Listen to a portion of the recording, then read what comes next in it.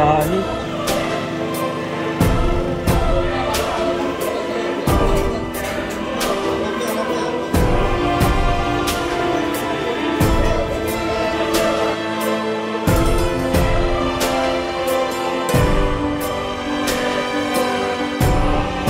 Ratusan santri menjadi korban di balik bencana runtuhnya Pondok Pesantren Al-Qazini di Buduran, Kabupaten Sidoarjo, Jawa Timur. Dari total 171 korban santri yang sedang sholat asar berjamaah pada saat itu, pemirsa, 104 diantaranya ini berhasil diselamatkan. Akan tetapi pihak tim rescue berhasil mengumpulkan 67 kantong jenazah pada hari ini, di mana 67 korban tersebut, pemirsa, dievakuasi menuju ke Rumah Sakit Bayangkara, Surabaya. Dan beberapa di antaranya juga ada yang dievakuasi ke rumah sakit di Sidoarjo. Peristiwa ini sangat miris, pemirsa, karena menjadi bencana non-alam dengan jumlah korban terbanyak yang terjadi di sepanjang tahun 2025 ini. Apakah benar ada kelalaian dalam pembangunan konstruksi? Saya Krisanti Yosefa, Anda menyaksikan fakta.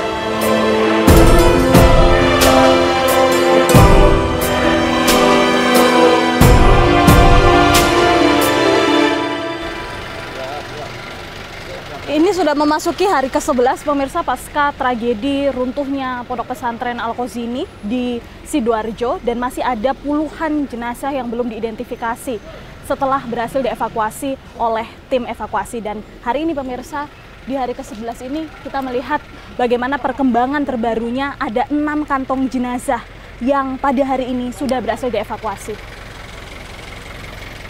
Kita bisa lihat ya, pemirsa, tim dari RS Bayangkara Polda Jatim ini membawa mobil yang berisi kantong jenazah, dibawa tadi dari sana masuk untuk dimandikan dan nantinya akan diidentifikasi ya. Kita masih bisa melihat ya kondisi dari kantong jenazah tersebut. Ini memang tampaknya sudah tidak utuh begitu kita bisa bilang. Kita juga bisa lihat, pemirsa, peti, ada sejumlah peti yang sudah dikumpulkan juga, dipersiapkan untuk kemudian menjadi tempat persemayaman terakhir bagi para korban.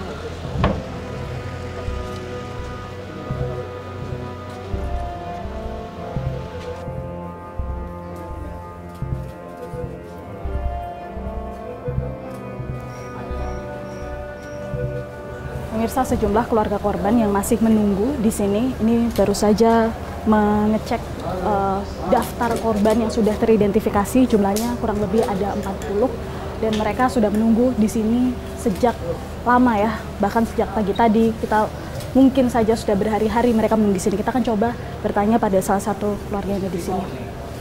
Saya Tanti dari media, dari TV One. Bapak salah satu keluarga, anggota keluarga korban.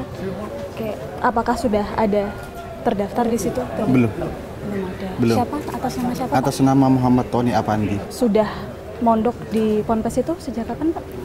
Sekitar 2 tahun. Sekitar 2 tahunan ya. Ketika sudah berapa lama, Pak, menunggu informasi ini? Itu mulai Senin, tanggal berapa itu? Senin malam. Senin malam. Sampai sekarang udah berapa hari? Itu udah 12 hari ya? Iya, 12 hari. Sekitar 2 minggu. Iya.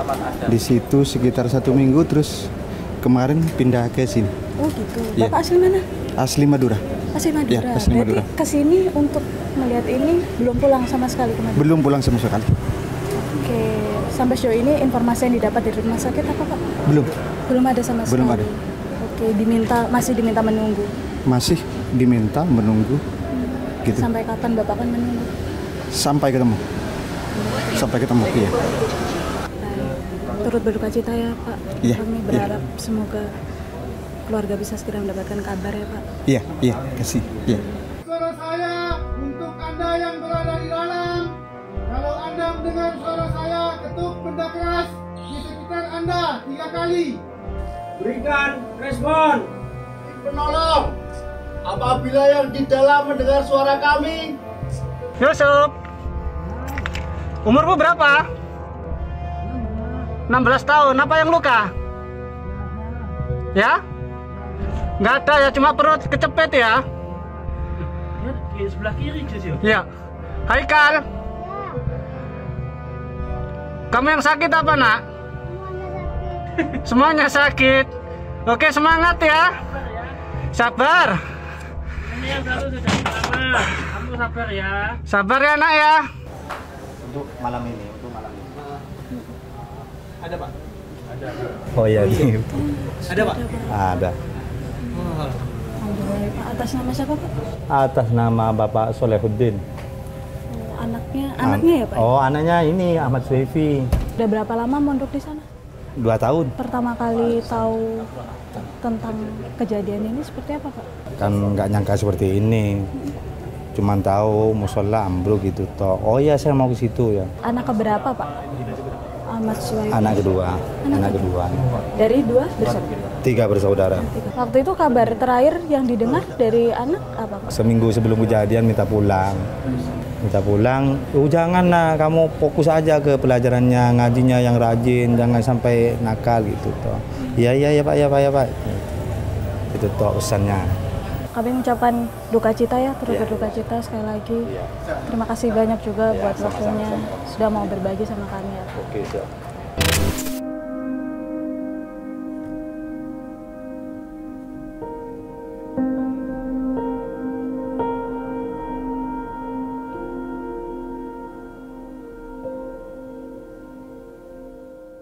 Pemirsa, kami sudah berada di Pondok Pesantren Al-Qazini di Buduran, Sidoarjo, di mana ini merupakan bangunannya ya.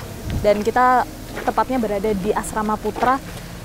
Saat ini kalau kita lihat sedang berlangsung olah TKP yang dilakukan oleh Inavis. Kita akan coba lihat ke dalam.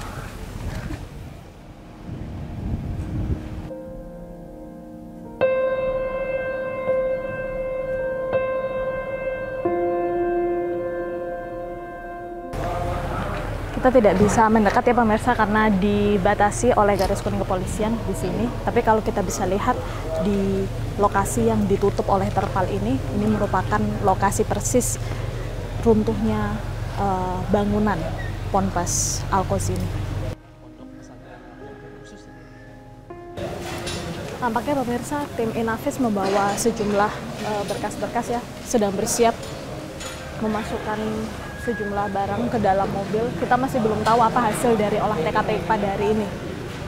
Tim dari Krimsus Polda Jatim pun juga sudah tampak meninggalkan lokasi ya pemirsa. Mereka juga hadir dalam olah TKP pada hari ini. Sebagian barang bukti juga tadi kita bisa melihat sendiri beberapa berkas barang-barang ini juga sudah dibawa oleh mereka menuju ke kantor Polda. Dan sekarang garis kuning sudah kembali dipasang.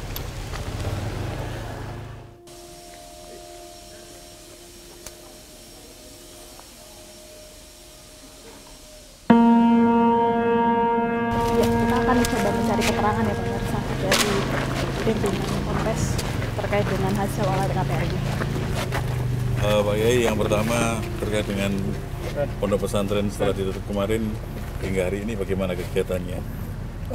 Untuk para santri memang secara otomatis pulang dengan seizin para pengasuh, dan rencananya 2-3 minggu ke depan sudah diperbolehkan untuk kembali. Dan sudah dirancang persiapan agar terus ada proses belajar mengajarnya tidak terhambat. Di gedung ini, ya? Enggak, karena ini sudah di polis lain, nanti sudah kita arahkan bisa di kampus 2, kemudian ada di Pondok Pesantren Al-Falah Siwalan Panji, karena Al-Falah itu juga bagian dari pesantren Al-Qazini. Untuk pemeriksaan polisi mungkin saya tidak berhak untuk komentar, kita tunggu aja perkembangannya bagaimana. Tapi sudah dipanggil ya dari pihak Ponpes? Sepengetahuan saya belum ada. Informasinya pondok akan dirubuhkan semuanya, Yai? Kita belum tahu karena kemarin pembicaraannya masih ada dilakukan investigasi terhadap bangunan-bangunan yang ada. Kalau memang menurut penelitian para ahli itu tidak layak untuk kemudian ditempati untuk belajar mengajar, untuk menginap, makanya sudah kita siapkan lokasi untuk para santri di tempat lain. Apakah Ponpes siap jika nantinya ada konsekuensi hukum dari proses penyelidikan semuanya yang telah berlangsung saat ini? Ya, sekali lagi kita tetap respon baik apapun proses yang terjadi, jangan sampai ada yang menghalang-halangi ataupun ini adalah negara hukum, tetap kita hargai apa yang dilakukan oleh para penegak hukum. Tadi mendengar ya sedikit pernyataan dari salah satu alumni yang kemudian ikut dalam proses olah TKP hari ini dan menjadi perwakilan dari Ponpes untuk menemui media. Tadi pemirsa menyatakan kalau segala proses hukum sampai sejauh ini masih terus berjalan, termasuk pada hari ini sedang dilakukan olah TKP atau tadi sudah dilakukan olah TKP.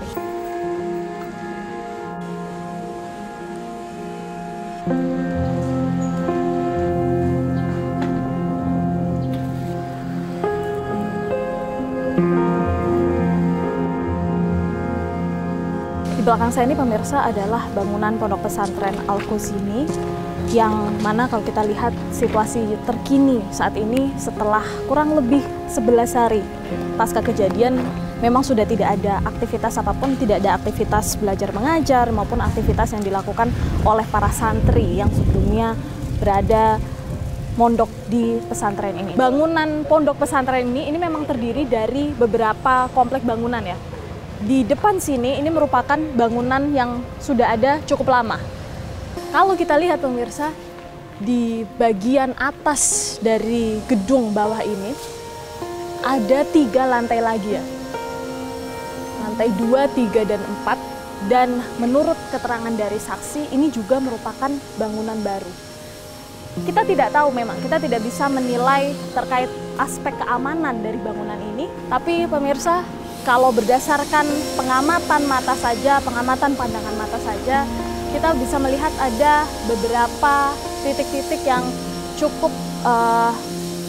janggal begitu ya. Kita bisa lihat tiang yang ada di bagian pojok ini pemirsa yang menyangga lantai 2 ke lantai 3, ini kita bisa melihat tidak tegak lurus ya, tampak sedikit atau tampak ada kemiringan di situ.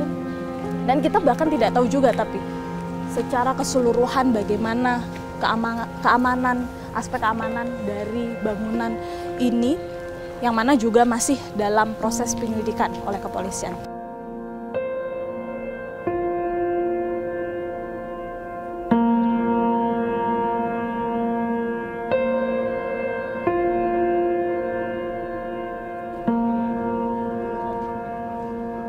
Ya pemirsa, hari ini Kapolda Jawa Timur Irjen Pol Nanang Afianto akan memberikan pernyataan pers langsung kepada awak media di RS Bayangkara, Surabaya. Kita tentu menunggu apa saja update informasi terkait dengan evakuasi pun terkait dengan penyelidikan. Kita temukan faktanya.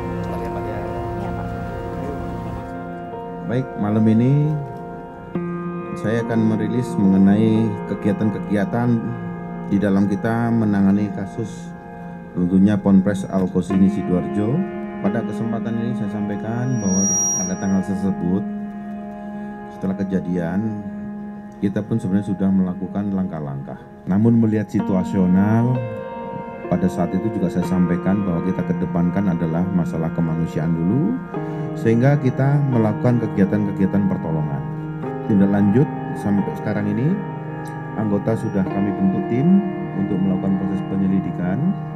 Adapun pasal-pasal yang akan kami sangkakan di sini adalah pasal 359 KUHP dan atau pasal 360 KUHP, kelalaian yang menyebabkan kematian dan atau luka berat. Jenderal, izin, kalau misalkan untuk pimpinan Ponpes sendiri apakah sudah dipanggil dan kemudian apakah sudah mengarah ke tersangka siapa nantinya yang akan dikenakan? Ya nanti perjalanannya proses. Tapi pimpinan Ponpesnya sudah dipanggil? Belum. Belum. Kenapa? Kan kami manggil dulu keterangan-keterangan dari saksi-saksi. Nanti semuanya pasti akan mengarah kepada siapa yang bertanggung jawab di situ. Semua itu ada mekanismenya dan kami pun sudah melaksanakan prosedur-prosedur itu. Ya. Kalau perizinan apakah benar kalau ini Ponpes tidak berizin? Ya, karena kan ini juga sudah lama ya, setahu kami ini menurut info yang beredar adalah Ponpes yang cukup tertua di Jawa Timur. Ya nanti kita lihat dulu di dalam prosesnya ini, nanti akan kita sampaikan. Jenderal, izin apa saja sih tapi kelalaian yang ditemukan dalam proses ini sampai sejauh ini? Masih belum. Keterangan ahli nanti. Oke, ini sekarang masih penyidikan atau sudah penyidikan? Nah, ini mau gelar dulu. Ini mau gelar perkara? Sudah diperiksa semua. Nantinya? Semua nanti baru gelar, baru naik sidik. Nah, itu. Rencana dari Ponpes sendiri siapa saja sih yang akan dipanggil? Nanti ke penyidik. Oke, masalah izinnya sendiri gimana, Jenderal? Sudah ditemukan kah? Ya kan masih berproses. Nanti kan berikutnya ada tahap pemberitahuan, progresnya pasti ada. Ya. Kalau rencana pimpinannya dipanggil kapan?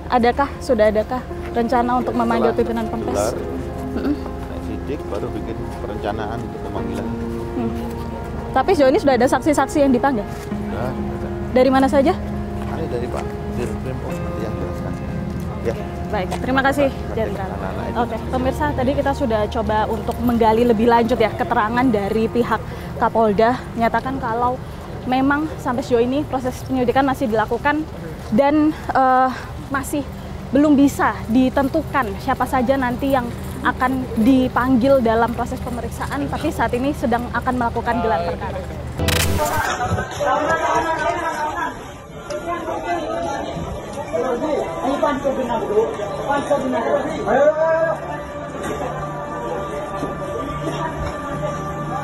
Billahi.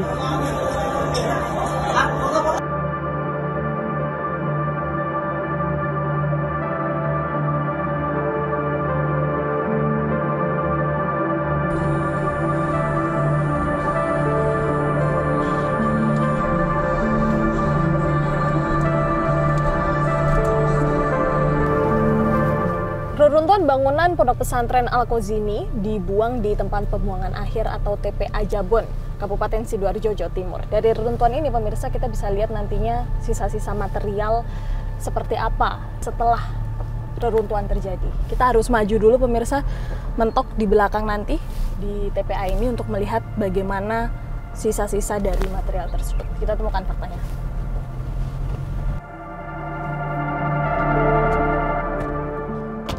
Kita sudah sampai pemirsa di lokasi pembuangan reruntuhan bangunan Pondok Pesantren Al-Qazini yang sudah dibersihkan ya dari lokasi kejadian dan sisa-sisa material tersebut dibuang di TPA Jabon. Kita bisa lihat sepanjang batas ini pemirsa, terus sampai ke sana, ini merupakan sisa-sisa material yang sudah dikumpulkan.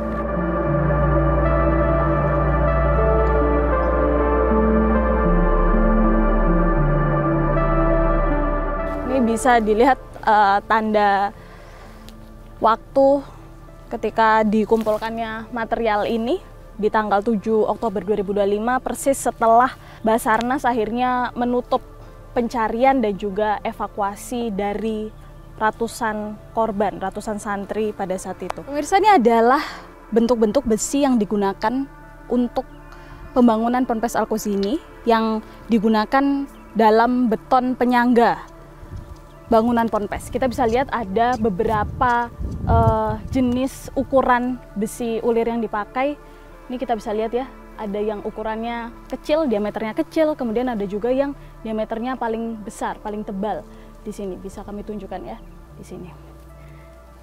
Ada juga beberapa ukuran besi-besi lainnya yang digunakan di dalam beton. Tapi kita tidak bisa memastikan mana tiang-tiang penyangganya, mana beton-beton yang digunakan untuk menyangga bangunan Ponpes dan juga besi yang digunakan di dalam beton-beton tersebut sehingga kemudian bisa sampai runtuh begitu ya.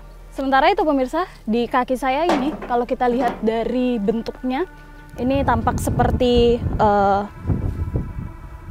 berukuran atau berbentuk lingkaran, tabung begitu ya.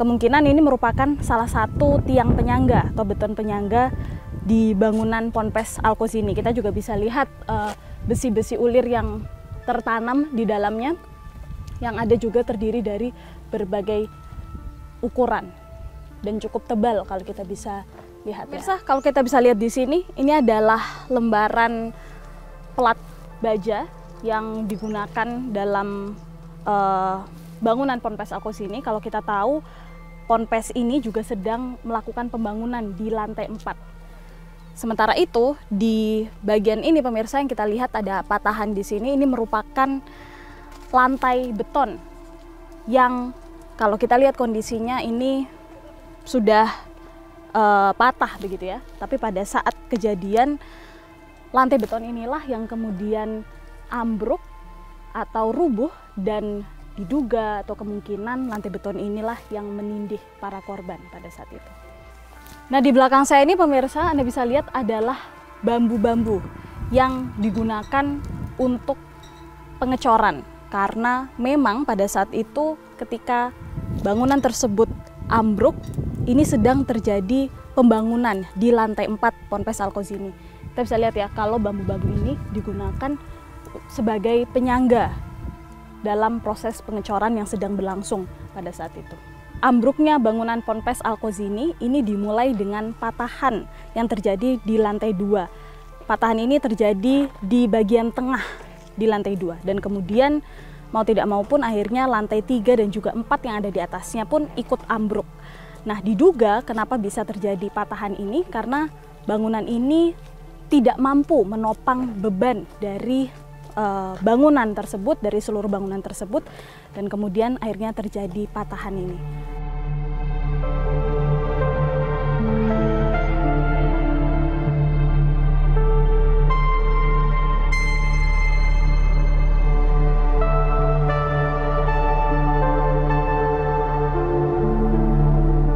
Pemirsa, kami sudah bersama dengan Pak Muji Irmawan. Beliau ini merupakan pakar struktur bangunan dan forensik engineering dari Departemen Teknik Sipil Institut Teknologi 10 November.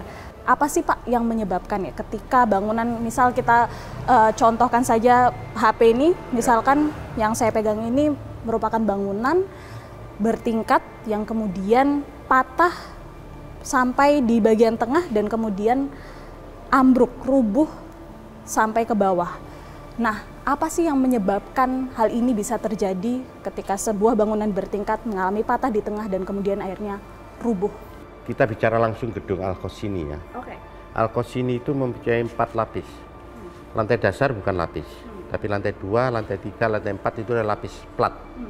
Plat lantai yang disokok oleh kolom.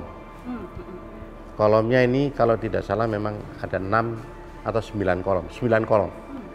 Nah, kemudian bangunan ini dari lantai 1, lantai dasar ke lantai 2, lantai 2 ke lantai 3, lantai 3 ke lantai 4, rencana mau di lantai ke-5.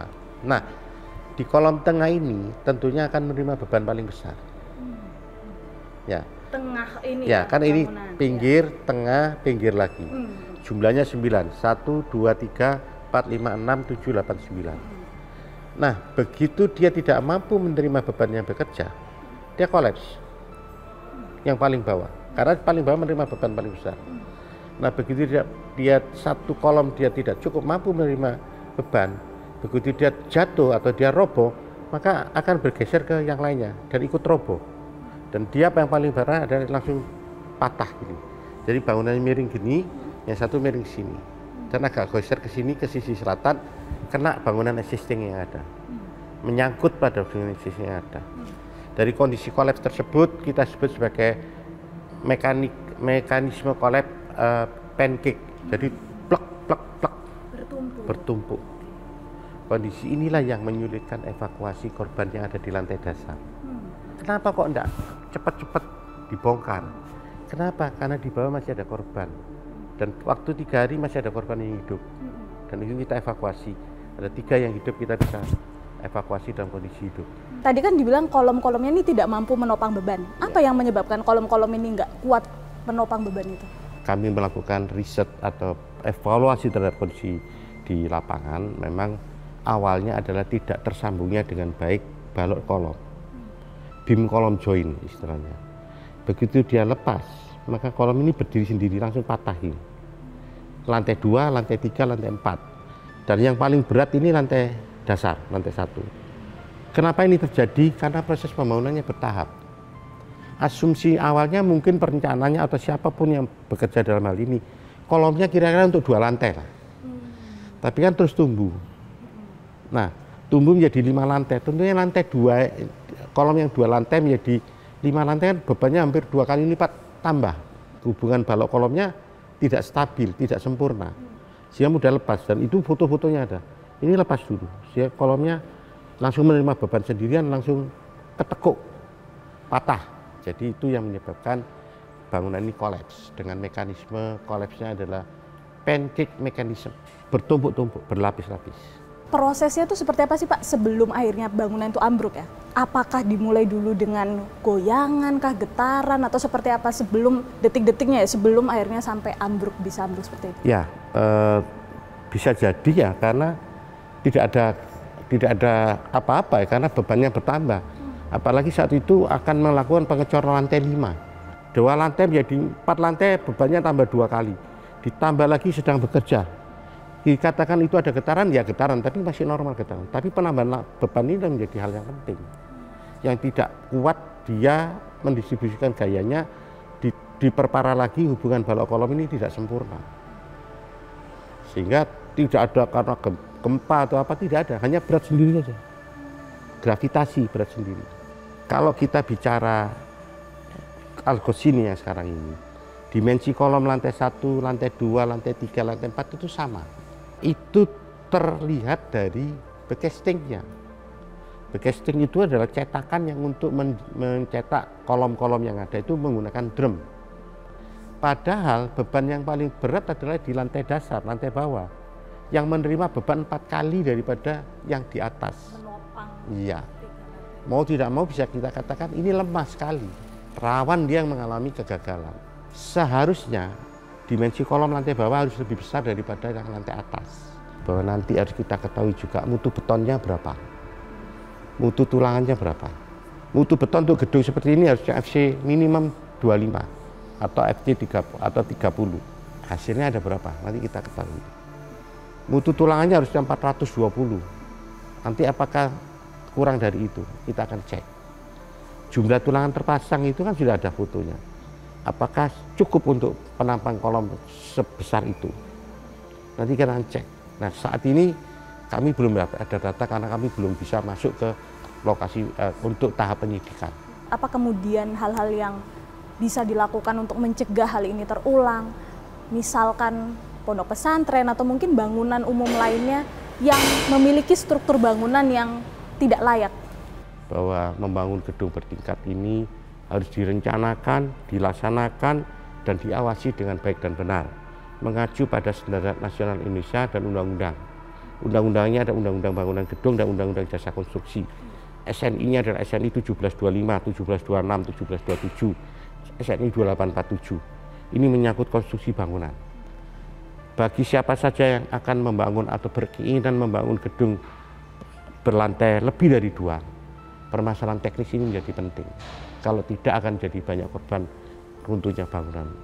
Sambungannya harus detail, pemasangan tulang harus benar, mutu beton harus benar, mutu tulangan benar, jumlah tulangan juga harus benar.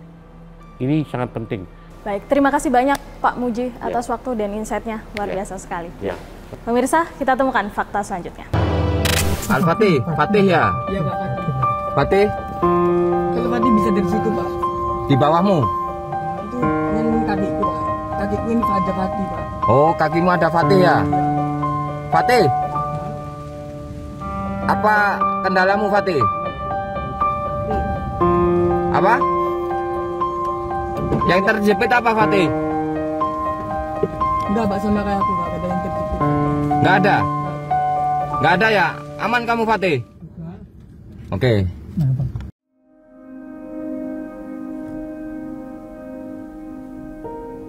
Pemirsa, kami akan menemui keluarga salah satu korban selamat dari robohnya Ponpes Al-Ghazini, yakni Fatih, yang terletak di Bangkalan, Madura. Nah, Fatih ini merupakan salah satu korban yang sempat terjebak di reruntuhan selama beberapa hari sampai akhirnya diselamatkan oleh tim rescue. Kami akan menemui orang tuanya saat ini dan bagaimanakah ceritanya nanti, kita temukan faktanya.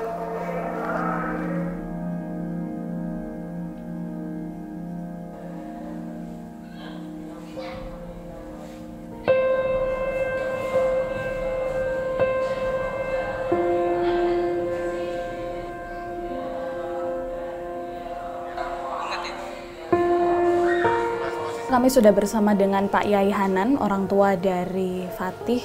yang mana pada hari ini juga mendampingi kami untuk bisa bertemu dengan Fatih ya secara langsung, Pak Yai. Sebelumnya tentu kami tahu kalau ini bukan peristiwa yang mudah ya, ini adalah satu musibah bagi keluarga. Fatih, bisakah diceritakan pada saat itu ketika kejadian, kayak gimana sih kejadiannya? Itu sholat. Fatih lagi di mana? Di tidur di tengah. Di musola. Terus apa yang terjadi? Kayak ada gempa, langsung bangun. Kabur, semua ikut kabur, tapi langsung roboh. Gitu. Oh jadi sempat ada goyangan gitu sebelum roboh. Berapa lama itu kira-kira goyangannya? Dan berapa detik? Waktu itu rame di musola? Iya. Rame banget. Orang-orang pada lari-larian gitu kah? Iya, lari-larian. Terus Fatih lari kemana? Belakang. Di situ nggak sampai keluar musola sudah? Nggak sampai keluar. Nah setelah itu apa yang Fatih ingat setelah rubuh itu? Udah gelap Om. Al-Fatih, Fatih ya? Iya Pak Fatih. Fatih? Kalau Fatih bisa dari situ Pak. Di bawahmu? Itu nan kakiku Pak. Kakiku ini ada Fatih Pak. Oh, kakimu ada Fatih ya? Iya. Fatih? Apa kendalamu Fatih?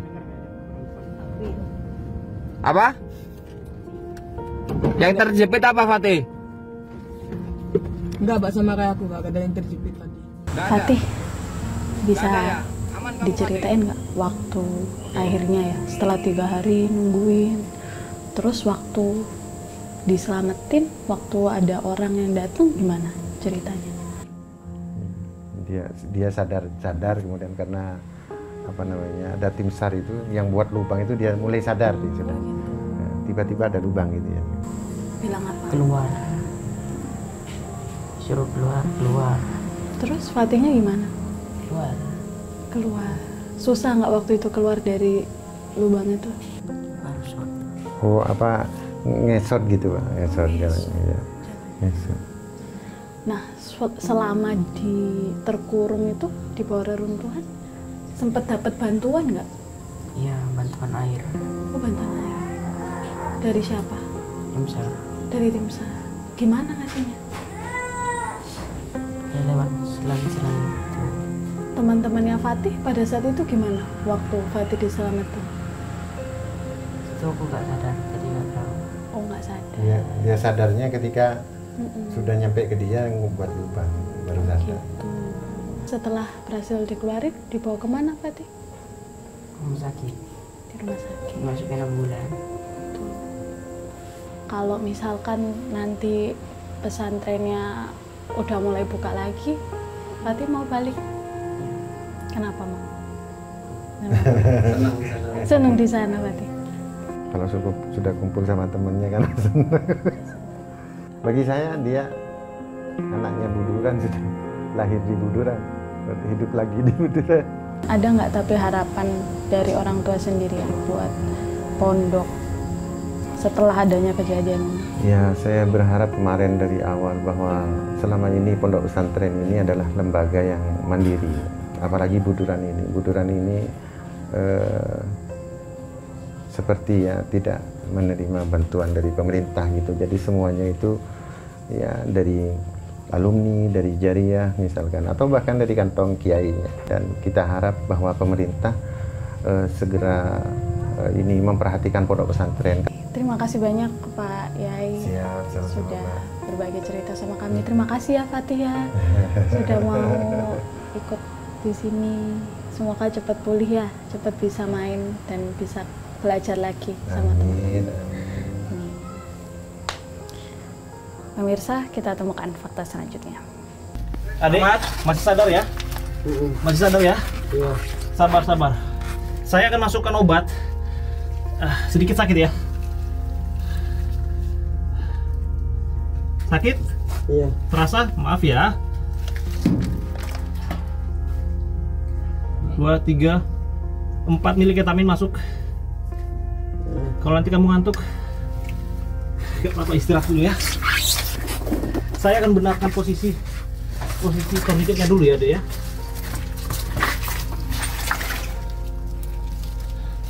Proses evakuasi para korban reruntuhan Ponpes Al-Qazini ini tak lepas dari jasa para tim rescue dan juga tim medis yang membantu dalam proses evakuasi. Salah satunya pemirsa, hari ini kami sudah bertemu dengan Dr. Larona Hidravianto, yakni dokter spesialis ortopedi dan traumatologi RSUD Sidoarjo yang pada saat itu bahkan sampai melakukan tindakan medis darurat ya, Dok? Iya, kita bersama-sama waktu itu. Bagaimana sih ceritanya? Awalnya tahu di situ ada korban, membutuhkan pertolongan, dan akhirnya memutuskan untuk melakukan proses tindakan itu pada saat itu. Itu saya ditelepon oleh Dr. Ato Irawan. Dr. Ato bilang waktu itu, Dr. Larona, ini saya berada di lokasi, di pondok. Nah, ini ada info kalau ada korban yang tertimpa runtuhan, posisi ada di bawah, posisi hidup, tapi tidak bisa dievakuasi atau ditarik keluar, karena lengannya itu terhimpit oleh beton, sehingga kemungkinan memerlukan tindakan operasi di tempat. Kalau posisinya sendiri di tengah-tengah reruntuhan kah? Jadi memang agak ke tengah ya.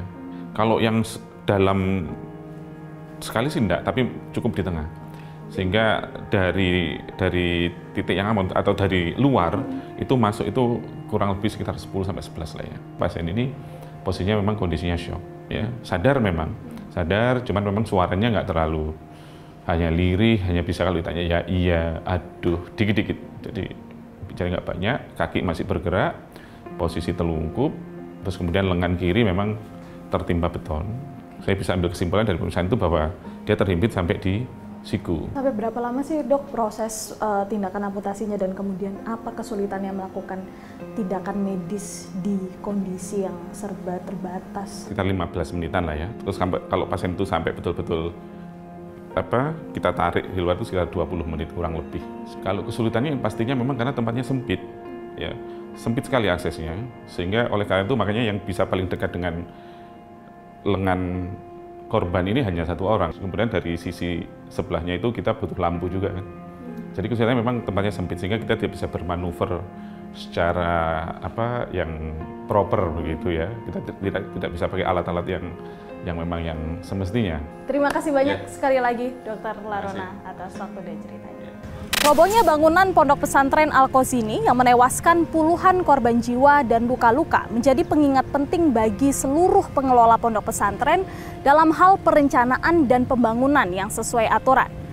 Hingga kini kepolisian masih melakukan penyelidikan untuk menentukan siapa yang bertanggung jawab dalam peristiwa ini. Sementara itu, pakar konstruksi menilai penyebab robohnya bangunan Ponpes Al-Qazini diduga karena tidak kuat menopang beban yang terus bertambah seiring dengan bertambahnya tingkat bangunan. Saksikan terus Fakta setiap hari Senin pukul 20.00 waktu Indonesia Barat hanya di TV One.